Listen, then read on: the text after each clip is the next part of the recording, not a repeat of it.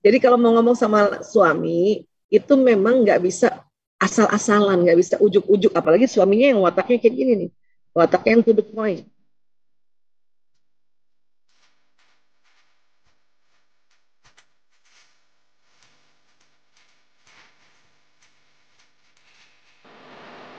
Bagaimana cara menjalin rumah tangga yang harmonis apabila saya dan suami sama-sama pendiam dan lebih cenderung memendam keluhan dan perasaan? Suami saya orangnya tegas dan bicara sangat to the point dan tidak suka kalau saya menangis atau ngambek karena tidak bisa menenangkan, malah menyalahkan saya ini lemah. Sedangkan saya karakternya melankolis, jadi mudah nangis kalau sudah mulai rumit pembicaraannya. Karena ini kami sering berantem dan komunikasi tidak lancar. Mohon solusinya, Ibu. Kalau bisa jangan nangis depan suami. Nangis aja depan Allah. Habis sholat, istighfar dulu. Jadi kalau mau ngomong sama suami, itu memang nggak bisa asal-asalan, nggak bisa ujuk-ujuk. Apalagi suaminya yang wataknya kayak gini nih. Wataknya yang to the point.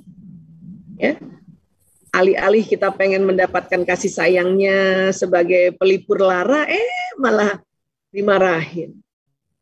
Jadi sebelum kita ngobrol sama suami atau bilang sama suami, ngobrol dulu sama Allah. Habis sholat, ya Allah.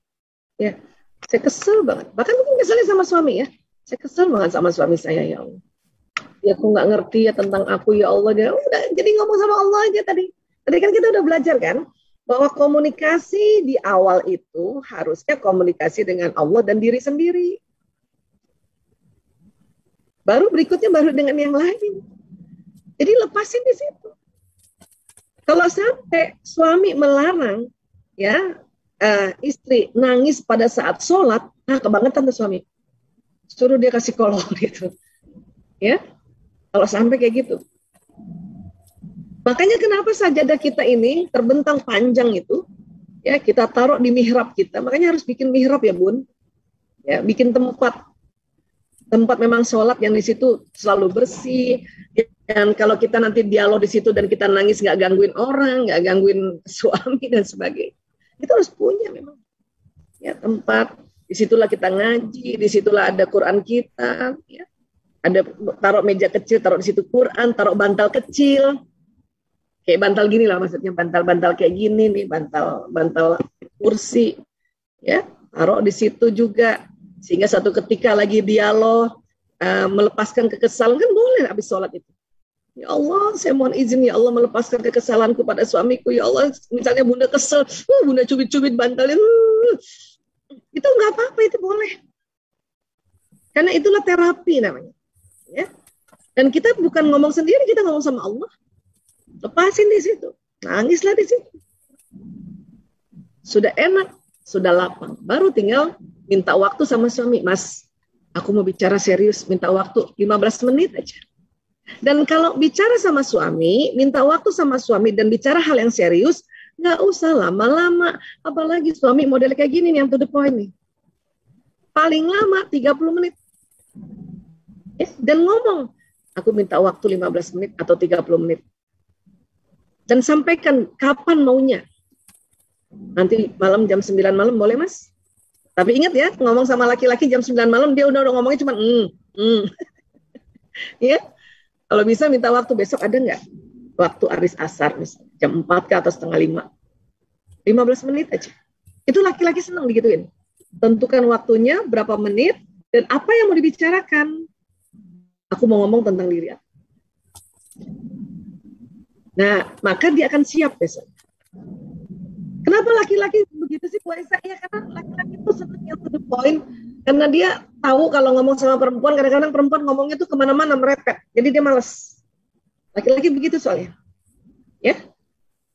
Dan maka itulah laki-laki senang rapat. Karena rapat jelas waktunya, berapa lama, dan apa yang dibahas jelas. Nah kita bikin aja kayak gitu. Udah 15 menit, udah terus tulis poin-poin yang mau diomongin.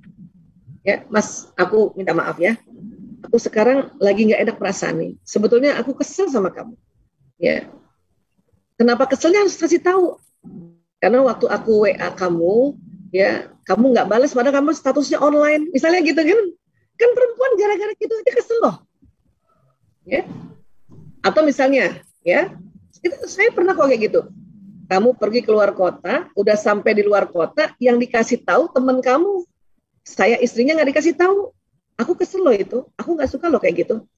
Jadi si suami ngerti, oh istriku nggak suka kayak gitu. Oke, next time aku akan juga lapor sama kamu, WA kamu. Udah beres. Gitu. Oke Mas ya? Udah. Ya. Karena memang beginilah sebetulnya yang diharapkan, komunikasi efektif. Ya, adapun kesel kita mau manja-manja kita sudah manja-manja sama Allah, ya kan? Nah, jadi ini yang perlu kita pahami. Ya. Kapan sih nanti laki-laki mau dengerin kita ngomong panjang lebar? Ya, kalau ngomongin orang lain. Bapak-bapak itu suka ini juga loh, suka ngerumpi juga loh, Bu. Kalau ngomongin dirinya dia, iya. Kalau kita ngomongin dirinya dia, aku nggak suka sama kamu nyebelin aku, itu nggak mau lama-lama. Tapi kalau coba cerita deh, misalnya cerita kita, ipar kita ceritain, ya, mas, si Anu itu, dia juga suka, kenapa emang kenapa? Itu juga ciri khas laki-laki, walaupun tidak sepanjang kita nih. Kalau kita perempuan karena 20.000 kata itu suka gibah. Cuman laki-laki pada saat kita bicara dan menuding dia atau memepetin dia, gitu ya, dia nggak suka lama-lama. Karena laki-laki tetap ingin dilihat sebagai pahlawan, sebagai istrinya. Jadi satu ketika istrinya rasanya kecewa pada dirinya, dia nggak mau dengar lama-lama itu. Itu ada risetnya itu. Saya juga dulu keliru saya, dan saya merubah itu semua. Ya. Jadi kalau cuma mau bilang bahwa saya ada yang saya nggak suka perangai dia karena ada itu cuma sebentar aja, bahkan nggak sampai 15 menit udah beres. Tapi kalau cuma bercanda cita-cita lucu-lucuan gitu ya atau cita-cita ya tahu nggak, bapak-bapak juga seneng tuh apa-apa. Ya, nah ini perlu dipahami juga ya, karena ada hal-hal kadang-kadang kita cerita lucu aja sama suami, atau misalnya tuh ya suami kita ngirim kita misalnya apa tuh video-video lucu, ketawa lah Bun. Dan kita bahas, ini lucu banget nih. Dari siapa sih yang lucu banget nih? Dari temen, ini lucu banget nih. Kenapa begini ya? Itu senang ya, cerita agak lama tuh. Ya soal kayak gitu. Tapi kalau yang nyerang dia, nggak suka lama-lama. Ya, oke, kurang lebih seperti itu. Mudah-mudahan terjawab ya. Dan kedua, bagaimana memotivasi anak agar bangkit dari kesedihan dan depresi karena wafatnya orang-orang yang dicintai? Oh, kalau itu lama memang. Nggak bisa langsung dalam bentuk hari, apalagi orang yang meninggal. Nggak bisa. Butuh waktu dia. Butuh waktu, jadi nggak usah terburu-buru untuk membuat dia langsung move on, butuh waktu. Dia masih nangis, temenin. Dia masih mau ngobrol, temenin. Dia masih mau curhat, temenin. Ya. Karena stres yang paling tinggi adalah kehilangan orang yang disayangi, apalagi meninggal ya. Apalagi meninggal. Ini harus tahu kita. Karena banyak orang, ya, apalagi kalau banyak orang yang ingin dia cepet-cepet dong, harusnya dia ikhlas. Bukan masalah yang nggak mau ikhlas. Orang lagi sedih itu, kalau di level emosi itu dia di bawah banget. Frekuensi tubuhnya cuma 75 Hz. Dia mau nangis ya, kasih nangis saja dulu, nggak apa-apa. Jangan suruh dia, nggak boleh nangis. Nanti kasihan arwah, boleh gitu. Ya. Kalau dia nangis, ya nak, misalnya bundanya ya, atau misalnya kita budenya ya, bude tahu kamu masih sedih ya, kamu ingat ayah ya? Ya aku ingat ayah, ayo kita bacain doa yuk, ajak itu. Karena menangis ini adalah cara tubuh alamiah untuk merilis emosi, melepaskan emosi. Supaya nggak bertumpuk di otak kita, atau bertumpuk di tubuh dia.